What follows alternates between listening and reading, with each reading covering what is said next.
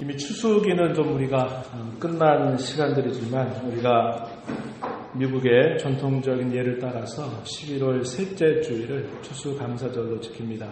그래서 오늘 우리가 세 번째 주일을 맞아서 또다시 맞는 감사절을 우리가 오늘 맞고 있습니다. 한 해 동안에 하나님께서 씨를 뿌리게 하시고 또 자라게 하시고 열매 맺게 하시고 추수하게 해주신 그분의 은혜와 돌보심을 감사하는 절기, 이게 추수감사절입니다. 옛 우리의 신앙의 선배들이 지켜왔던 절기 가운데 가장 가까운 것이 있다면 그것은 초막절 혹은 장막절, 또 다르게는 수장절에 해당됩니다. 이 초막절은 유대 달력으로 7월 15일부터 시작해서 일주일 동안을 지켰던 절기입니다. 이 초막절이 진행이 되는 동안에 이스라엘 백성들은 야외에서 종려나무나 여러 나무 가지들을 취해서 임시적인 천막을 만들고 그 천막 안에서 지냈습니다. 그러면서 그들로 하여금 하나님은 그들의 광야 생활을 기억하면서 험악했던 그 광야 생활을 하나님께서 지켜주셨다는 것, 돌봐주셨던 하나님의 손길을 기억하게 한 것입니다. 또한 앞으로 살아가는 광야와 같은 세상 속에서도 하나님은 여전히 옛적에 우리를 그렇게 인도하셨던 것처럼 앞으로도 우리의 삶을 그렇게 인도해 주실 것을 믿음으로 기억나게 해주는 것입니다. 우리의 삶이 나그네와 같은 삶임을 그들에게 또한 기억해 주면서 영원한 추수가 이루어지게 될 그때 온전하게 누리게 될 그 기쁨을 바라보면서 오늘을 수고하고 땀을 흘리며 사는 농부처럼 힘써 살아갈 것을 다시 한번 생각하게 하는 그런 절기로 우리의 신앙의 옛 조상들은 지켰습니다. 잠시 한번 여러분 2018년도를 한번 생각해 보시기 바랍니다. 이 한 해 여러분들에게는 어떠한 한 해였는가를 한번 생각해 보시기 바랍니다. 2018년도를 시작하면서 지금까지 우리 각자, 우리 자신에게 하나님께서 오늘까지 어떻게 인도해 주셨는가? 우리의 가정을 하나님께서 어떻게 돌봐 주셨는가? 또한 교회를 이루고 있는 우리 모두를 하나님 어떤 손길로 돌보시고 인도해 주셨는가? 이 나라와 민족을 끊임없이 하나님께서 어떻게 돌봐주셨는가 하는 것들을 우리는 다시 한번 하나님 앞에서 생각하기를 원합니다. 많은 어려움들 또 많은 위기들 속에서 하나님은 건져주셨고 구해주셨던 것입니다. 그러한 은혜를 기억하면서 감사하는 시간, 그것이 오늘 우리의 모습입니다. 먼저 우리가 하나님 앞에 감사와 영광을 올려드리는 그런 자세가 필요하겠고, 지난 한 해 동안 가정에서 혹은 몸된 교회에서 수고하고 애쓴 많은 사람들에게 격려하고 감사할 수 있는 날이 되기를 바랍니다. 한번 이렇게 다시 한번 해보시겠습니까? 하나님 감사합니다. 또 우리 옆에 계신 성도님들에게 또 이렇게 한번 말씀해 보세요. 당신이 함께 있어서 좋습니다. 참 수고 많이 하셨습니다. 네, 그렇습니다. 우리가 지나보면 참 많은 어려움들이 있었고 그런 어려움들 속에서 하나님께서 우리를 돌봐주시지 아니했다면 오늘 우리가 이 자리에 사실 있을 수가 없는 것입니다. 우리의 연약함과 부족함과 허물 참 많았지만 그럼에도 불구하고 우리의 모든 죄와 잘못을 하나님께서 엄격한 공의의 잣대로 우리를 처벌하지 아니하시고 항상 우리에게 긍휼을 베푸셨고 그분의 자비를 베풀어 주셔서 오늘 하나님의 은혜 가운데 우리가 이 자리에 서 있기 때문입니다. 우리가 오늘 시편에 있는 말씀을 함께 읽었습니다. 이 시편은 하나님께서 그의 백성들에게 주시는 아주 귀한 선물입니다. 또한 주셨던 그 은혜에 대한 모든 성도들의 감사와 찬양을 담고 있는 것이 이 시편입니다. 감사절 오전 우리는 시편 103편을 함께 읽었습니다. 본 시편은 그 내용을 우리가 생각해 보면 오늘과 같은 이런 감사절에 참 부르기 좋은 노래다라는 생각이 듭니다. 본 시편을 다윗이 기록했습니다. 여러분, 성경을 통해서 이 다윗이라고 하는 인물이 어떻게 살았는가를 우리는 어느 정도 알고 있습니다. 성경은 이 다윗에 관하여 비교적 상세하게 그가 어떻게 자신의 인생을 살았는가 하는 것을 우리에게 보여주고 있기 때문에 그러합니다. 그렇기 때문에 우리가 이 다윗의 생애를 알고 그의 삶을 어느 걸 알기 때문에 그가 하나님 앞에 드렸던 그의 고백, 하나님께 드렸던 그의 찬송을 보면 더 친근한 마음을 갖게 되는 것입니다. 아, 다윗이 그렇게 살았는데 이렇게 하나님 앞에 고백하고 있구나 하는 것을 우리가 함께 동감할 수 있게 되는 것이에요. 성경학자들은 과연 이 시편을 언제 기록했을까 궁금해합니다. 아마도 그의 생애 가운데서 그가 하나님 앞에 범했던 큰 범죄 사건, 그 범죄 사건 이후에 하나님께서 그를 긍휼히 여기셔서 다시 그를 회복시켜 주셨던 그때에 그 하나님께 대한 감사를 이렇게 올려드리지 않았을까 이렇게 생각하곤 합니다.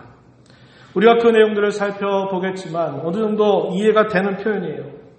하지만 우리가 읽은 이 시편의 내용은 어떤 한 사람에게 혹은 어떤 한 상황 속에서만 적용되는 말씀이 아니라 모든 상황 속에 적용되는 말씀이고 다윗이 비록 기록해서 하나님 앞에 찬송을 드렸을지라도 다윗만의 고백이 아니라 우리 모두의 고백으로 드려질 수 있다 하는 것입니다. 우리는 이 본 시편의 내용을 생각해 본다면 하나님의 위대한 사랑, 그 위대한 사랑에 대한 얼마나 아름다운 찬송을 부르고 있는가 하는 것을 우리는 짐작할 수 있습니다.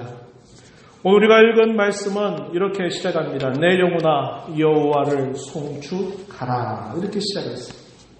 이 내용이 이 시편 103편을 시작하면서 앞부분에서 몇 번 반복이 됩니다. 1절과 2절에 보면은 이 송축하라고 하는 이 표현이 3번 표현이 되고요.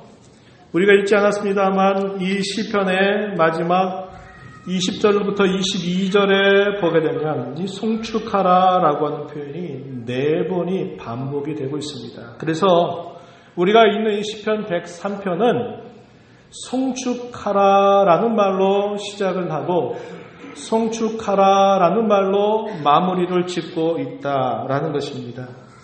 그렇다면 시작과 끝을 그 말로 시작하고 끝맺는다면 그 가운데 있는 모든 말씀들은 무엇을 우리에게 가르쳐 줄까요? 왜 하나님을 송축해야 될까? 그것에 관한 이유를 우리에게 설명해 주고 있는 것입니다. 여기서 다윗이 먼저 내 영혼아 라고 말할 때 내 영혼아 이 말은 우리가 잘 아는 것처럼 우리 사람이 영혼과 육체로 구성이 되어 있는데 그 가운데 영혼을 말한다 그런 의미가 아닙니다. 여기서 말하는 영혼이라고 하는 말은 우리 자신의 모든 것을 뜻하는 말입니다. 또 다르게 말하면 우리의 지식과 감정과 의지, 우리의 모든 인격을 다 포함하는 말입니다. 다윗이 자기의 모든 것을 다하여서 여호와를 송축하라 그 말을 내 영혼아 여호와를 송축하라 라는 말로 표현하고 있는 겁니다. 저와 여러분이 잘 기억하는 말씀 중에 그런 말씀 있죠.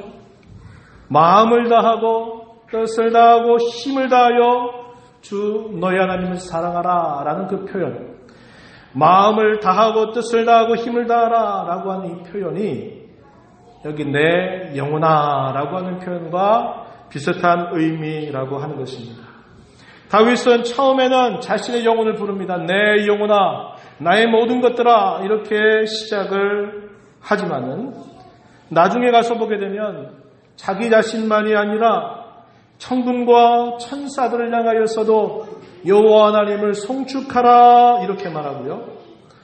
또한 지음받은 모든 피조물들을 향해서 여호와 하나님을 송축하라 이렇게 말합니다. 그리고 특별히 구원받은 모든 성도들을 향해서 여호와 하나님을 송축하라 라고 말하고 있습니다. 오늘 우리가 읽은 1절과 2절의 내용에서는 그 내용을 말하죠. 내 영혼아 여호와를 송축하라. 내 속에 있는 것들아 그의 이름을 송축하라. 2절에서 내 영혼아 여호와를 송축하며 이렇게 표현했죠. 20절로 한번 가서 보시기 바랍니다. 20절 가서 보면 능력이 있어 여호와의 말씀을 행하며 그의 말씀의 소리를 듣는 여호와의 천사들이여 여호와를 송축하라.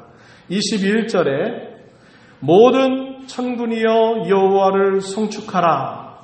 모든 천군과 천사들을 향해서 여호와를 송축하라 이렇게 말합니다. 22절에 보세요. 여호와의 지으심을 받고 그가 다스리시는 모든 곳에 있는 너희여 여호와를 송축하라. 하나님께로부터 지음받은 모든 피조물, 특별히 하나님의 구원의 은혜를 받은 자들을 향해서 여호와를 송축하라 이렇게 말하고 있는 것입니다. 이 송축해야 할 대상들이 자신의 영혼으로부터 시작을 해서 그 송축의 대상이 전 우주적으로 확대되고 있다는 것을 보여주고 있습니다. 하나님께서는 그분의 찬양이 멈추지 않게 하실 것입니다. 마침내 이 모든 역사가 끝나는 그때 전 우주적으로 하나님의 찬양이 울려 퍼지게 하실 것입니다. 여호와를 아는 지식이 세상에 충만하게 될 그날에 모든 천지 만물과 천군 천사 그리고 구원받은 모든 하나님의 자녀들이 그렇게 우리의 구주 되신 하나님을 새 노래로 찬양하게 될 것입니다.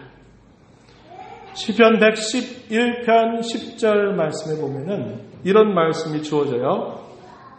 여호와를 경외함이 지혜의 근본이라. 그의 계명을 지키는 자는 다 훌륭한 지각을 가진 자이니 여호와를 찬양함이 영원히 계속되리로다. 우리가 주목할 표현 마지막 부분입니다. 여호와를 찬양함이 영원히 계속되리로다. 이렇게 말하는 것은 하나님을 찬양하는 이 일들은 끊임없이 역사 속에서 계속되도록 하실 것이라고 이야기하는 것입니다. 하나님은 그분의 선하신 역사로 말미암아 끊임없이 자기 백성들을 불러서 구원하고 그들을 세워서 어떤 순간 어떤 상황들 속에서도 그분의 이름이 높이 칭송받는 일을 멈추지 않는다고 한다는 것을 분명히 가르쳐 주고 있습니다. 여호와를 찬양함이 영원히 계속되리로다. 계속되게 할 것이다. 이렇게 말해주고 있는 것입니다. 가슴 벅찬 일이 아닐 수 없지요. 하나님은 그의 백성들을 불러서 구원하시고 그분의 구원을 찬양하는 일들이 계속되도록 인도해 가십니다. 오늘 저와 여러분들도 그러한 자들로 부름받아서 구원받지 않았습니까? 오늘 우리가 이 자리에 있는 것은 하나님을 찬양하기 위하여, 하나님을 경배하기 위하여 있는 것 아니겠습니까? 왜 그렇습니까? 하나님께서 세상의 많은 사람들 가운데 저와 여러분을 부르셔서 구원의 은혜를 주셨기 때문에 나 같은 사람이 그런 구원의 은혜를 받은 것으로 인하여서 하나님을 찬양하는 것입니다.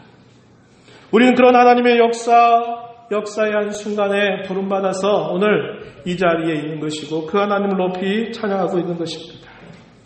이제 우리가 송축한다라는 말을 생각해 보려고 합니다. 이 송축한다라는 말은 바락이라는 말로 표현되는데요. 이 말은 다르게 말하면 복을 빈다, 복을 내린다, 혹은 우리 많이 사용하는 말 축복한다, 또 다른 말로는 칭송한다, 높인다, 자랑한다 라는 이런 뜻을 가지고 있는 말입니다. 영어로는 우리 많이 사용하는 말, bless라는 말입니다. bless.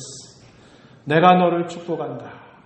하나님께서 너를 복주신다 라는 말을 쓸 때 이 말을 쓰는 겁니다. 여기서 우리가 많이 혼동하는 표현 하나 짚고 넘어가면 좋을 것 같아요. 이 축복한다라고 하는 말입니다. 복을 빈다라는 뜻을 가진 말이죠. 하나님께서 우리를 축복하신다. 우리 이런 말 많이 사용하죠. 이 말 맞는 말일까요? 또 우리가 하나님을 축복한다. 이런 표현도 맞는 말일까요? 어떻게 생각하십니까? 안 맞는 말이에요. 우리가 늘상 반복하는 표현으로 쓰기 때문에 그냥 그런 의미로 우리가 이해하고는 있지만 실제적으로 하나님이 축복하신다. 그 말은 사실상 맞는 말이 아닙니다. 하나님은 복을 빌어주시는 분이 아니라 하나님은 우리에게 어떤 분일까요? 복을 내려주시는 분이라는 겁니다. 그래서 사실상 우리가 하나님이 우리를 축복하신다 이 말은 맞는 말이 아니에요. 그런데 우리는 그냥 늘상 이런 표현들을 별 생각 없이 사용하기 때문에 그냥 이해하고 넘어간다는 것이죠. 우리가 하나님을 축복할 수 있나요? 그것도 말이 이상합니다. 그렇죠? 하나님은 모든 복의 근원이시고 모든 복을 내려주시는 분이시다는 거죠. 우리가 하나님 앞에서 복을 빌 수가 없는 것입니다. 우리가 축복하는 건 뭡니까? 예배 가운데서 공적인 예배를 마칠 때 담임 목사가 온 성도들 향해서 드리는 축복 있죠? 축도라고 말하는 것. 그렇게 할 수 있는 거죠. 하나님께 성도들의 행복과 안위를 비는 것 가능합니다. 사람과 사람 사이에 축복한다. 역시 가능한 표현입니다. 하나님께서 당신에게 복 주시기를 내가 빕니다. 이런 표현들은 가능하다는 거예요. 제가 왜 이런 말을 듣느냐?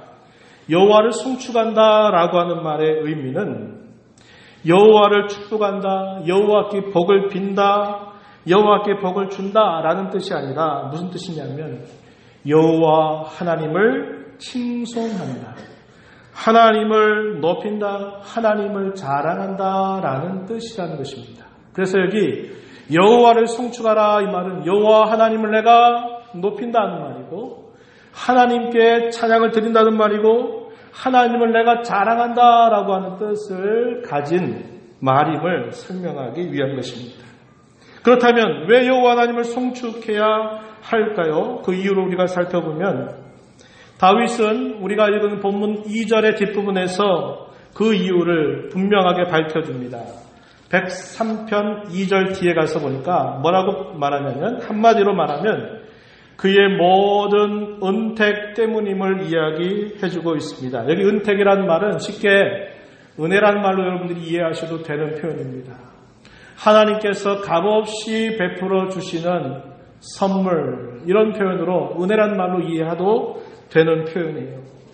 왜 하나님을 송축해야 될까? 그 이유는 하나님께서 베풀어 주시는 모든 은택 때문이다. 혹은 모든 은혜 때문이라고 그 이유를 설명해 주고 있습니다. 그러면서 다윗은 구구절절히 그러면 하나님께서 우리에게 베풀어 주시는 그분의 은택 혹은 그 은혜가 무엇인가를 구구절절히 설명하기 시작합니다. 그 내용이 3절에서부터 19절까지 길게 설명이 되고 있는데 그 내용을 좀 더 줄여보면 오늘 우리가 읽은 본문 가운데 3절에서부터 7절에 그 내용이 소개되고 있어요. 자, 본문 3절로 한번 가서 보시기 바랍니다. 3절 하나님께서 베푸신 모든 은택, 은혜가 무엇인가? 다윗은 이렇게 고백하면서 설명합니다. 첫 번째, 3절 앞에 보니까 모든 죄를 용서해 주셨다는 사실을 표현합니다. 하나님께서는 모든 죄악을 사해 주시는 은혜를 베풀어 주셨다 이렇게 말합니다.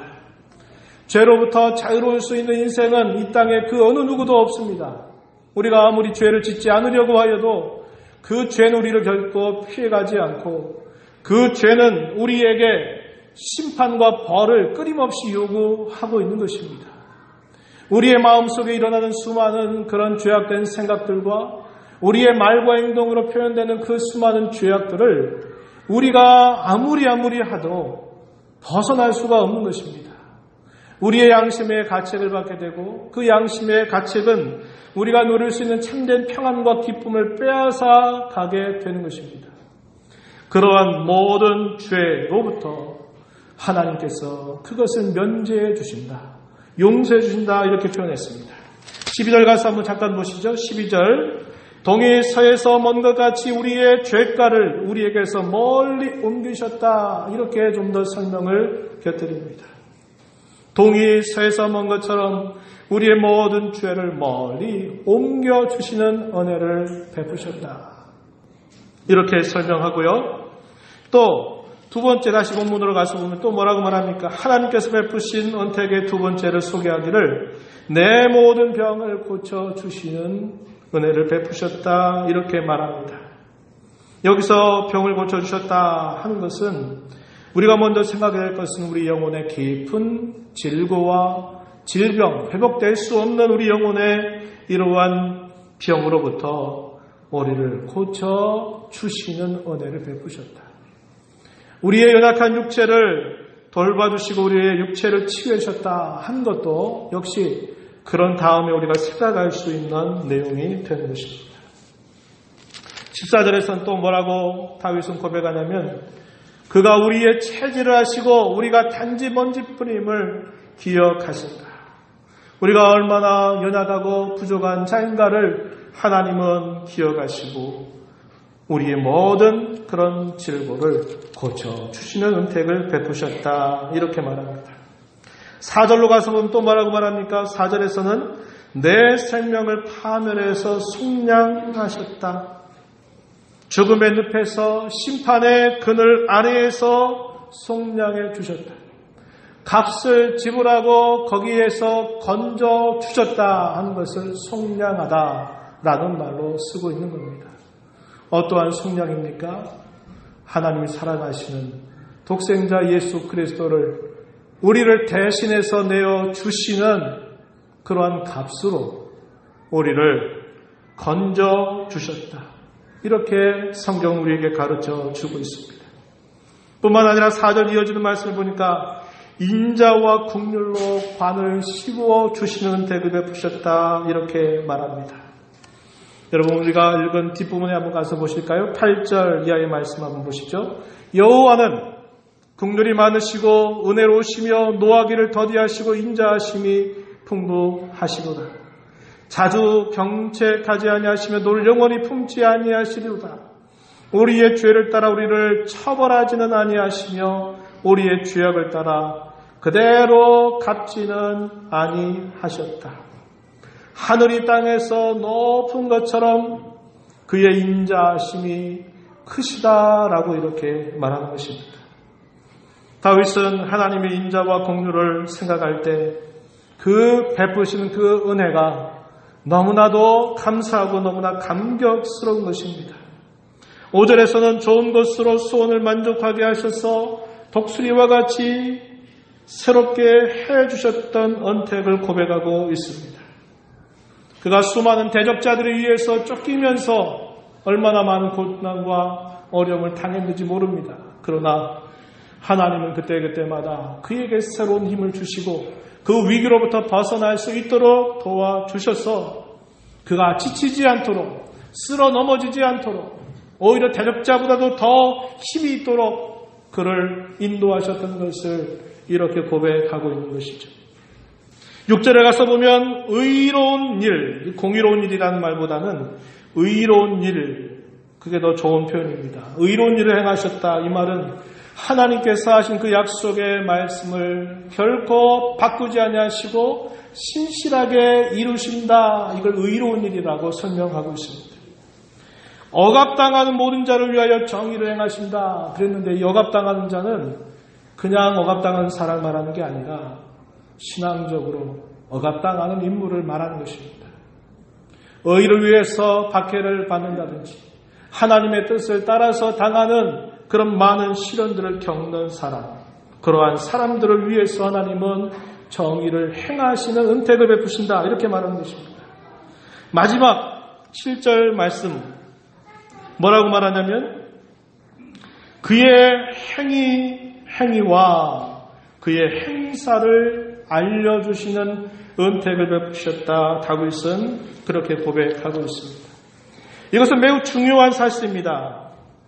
앞에서 제시했던 모든 것들, 예를 들면 죄를 용서하신다, 병으로부터 치유해 주신다, 파멸에서 속량해 주신다, 인자와 긍휼로 관을 씌워 주신다, 의로운 일을 행하시고 억압당하는 모든 자를 위해서 정의를 행하신다.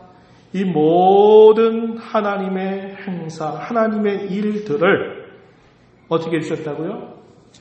우리에게 알려주셨다고 하는 겁니다. 하나님의 행사는 지금도 우리가 눈을 뜨고 믿음의 눈으로 바라보면 하나님의 행사는 지금도 계속되고 있는 거죠. 추수 때가 되면 그 땅으로부터 결실을 내서 그 열매를 내는 것을 우리가 감사하면서 하나님 우리에게 주신 선물이라고 고백하는 것처럼 하나님의 행하신 일들은 지금도 계속되고 있어요. 그러나 그것이 하나님의 행하신 줄 고백하는 사람이 많습니까? 많지 않습니까? 별로 없어요. 왜 누구는 그것이 하나님이 행하신 일이라고 아는데 왜 누구는 그것을 두고 하나님의 행하신 일이라고 모릅니까? 왜 그럴까요? 7절에서 말씀하는 겁니다. 하나님께서 그분이 행하시는 그 일들을 알게 해 주셔야만 안다는 거예요.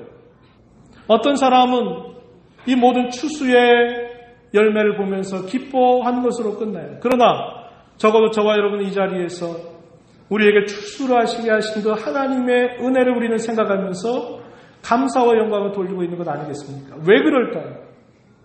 하나님이 저와 여러분에게 알게 해주셨기 때문에 그래요. 깨닫게 해주셨기 때문에 그래요. 그래서 이 7절의 이 말씀은 사실 그 앞에 있는 모든 내용보다 더 중요한 겁니다. 왜냐하면 하나님이 하신 일들을 깨닫게 해주시지 않는다면 우리는 그것을 그냥 늘상 있는 자연의 질서, 늘상 있는 변함없는 하나의 사실 정도로만 알지 그것이 하나님께서 주신 것이라고 인정하지 않는 겁니다. 그런데 하나님께서 그것을 우리에게 깨닫게 하시고 우리에게 알게 해주셨기 때문에 그 은혜로 말미암아 우리는 하나님이 모든 일을 해주셨다는 것을 고백할 수 있는 것이죠. 고린도전서 2장 12절에 보니까 우리가 세상의 영을 받지 아니하고 오직 하나님께로부터 온 영을 받았으니 이는 우리로 하여금 하나님께서 우리에게 은혜로 주신 것들을 알게 하려 하십니다. 성령께서 오셔서 가장 중요하고 우리 가운데 행하시는 일은 뭐냐? 하나님께서 우리에게 주신 그 은혜가 무엇인가를 우리에게 깨닫게 하고 알게 하신다는 겁니다. 그러한 일로 인하여서 다윗은 하나님 앞에 송축하자라고 말하고 있는 것입니다. 왜 하나님께서 한꺼번에 이런 은혜들을 우리에게 베푸시지 않을까요?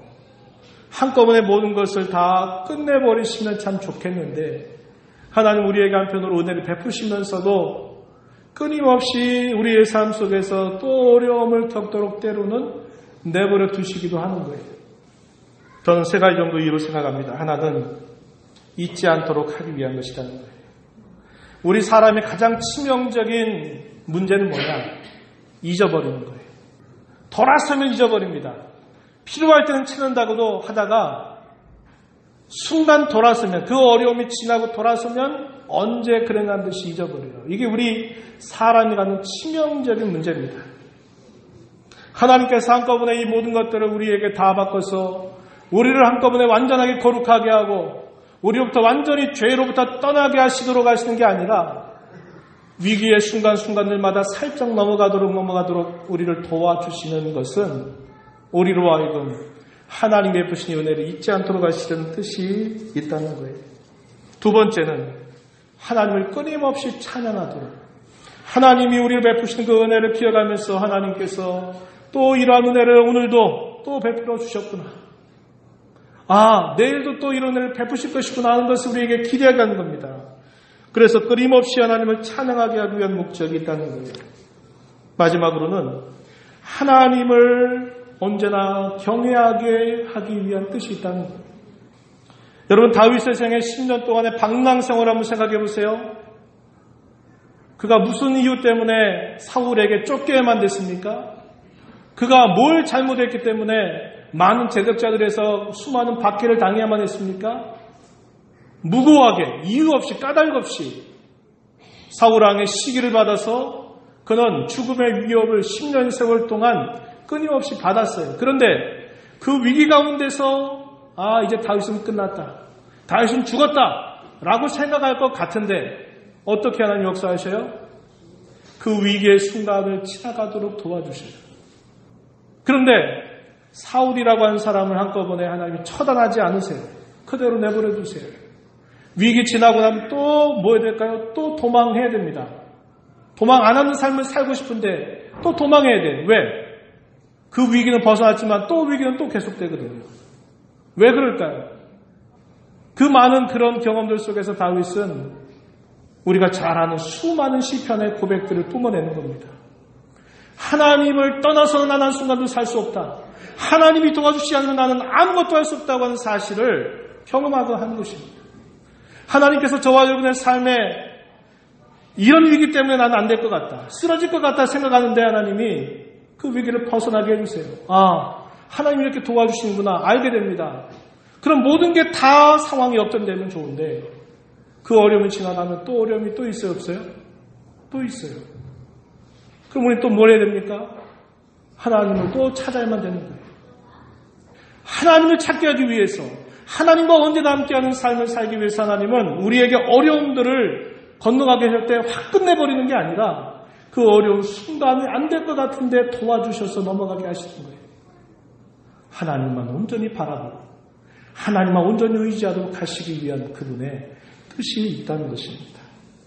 여러분, 오늘 우리가 이 말씀 보면서 우리가 하나님을 송축해야 될 이유는 하나님께서 우리에게 베풀어 주시는 그분의 풍성한 은혜 때문임을 잊지 말아야 합니다. 하나님을 송축하는 자리는 단순히 우리 입술의 모습이 아니라 우리의 마음 깊은 곳으로부터 시작되는 것입니다. 우리의 영혼의 자리가 하나님을 송축하는 자리가 되는 것이고, 그것이 우리의 입술로, 우리의 입술에서 우리의 행실로, 우리의 행실에서 우리의 삶으로 이어져야 될 것을 우리는 다짐해야 합니다. 마지막으로 하나님의 은혜는 다함이 없는 샘과 같습니다. 그 은혜를 우리가 잊어버리게 된다면 우리는 하나님을 송축할 수 없게 됩니다. 대신 원망과 불평이 가득 마음에 채워지게 될 것이고, 우리의 마음은 황량하게 되어서 우리의 심령이 하나님 앞에 결국 넘어지게 되는 그런 일들이 따라오게 된다는 겁니다. 그래서 우리는 하나님께서 우리에게 베푸시는 그분의 은혜를 늘 생각하고 잊지 말아야 되겠고, 그 풍성한 은혜를 날마다 알아가는 일에 집중하면서 살아가야 된다는 겁니다. 그래야만 우리는 하나님을 우리 생에 다도록 송축할 수 있다는 것을 알게 되는 것입니다.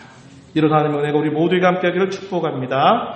하나님 아버지 감사합니다. 오늘도 저희들에게 귀하고 좋은 날 허락하셔서 하나님께서 우리에게 베풀어 주신 한량없는 하나님의 은혜가 무엇인가를 함께 생각하는 시간을 갖습니다. 너희는 여호와를 송축하며 그가 행하신 모든 은택을 잊지 말라고 우리에게 말씀하신 것처럼 하나님의 은혜를 날마다 깊이 알아가는 저희들의 삶이 되게 하셔서 감사로 하나님께 영광을 올려드리는 복된 삶을 살게 하여 주옵소서. 예수님 이름으로 기도하옵나이다. 아멘.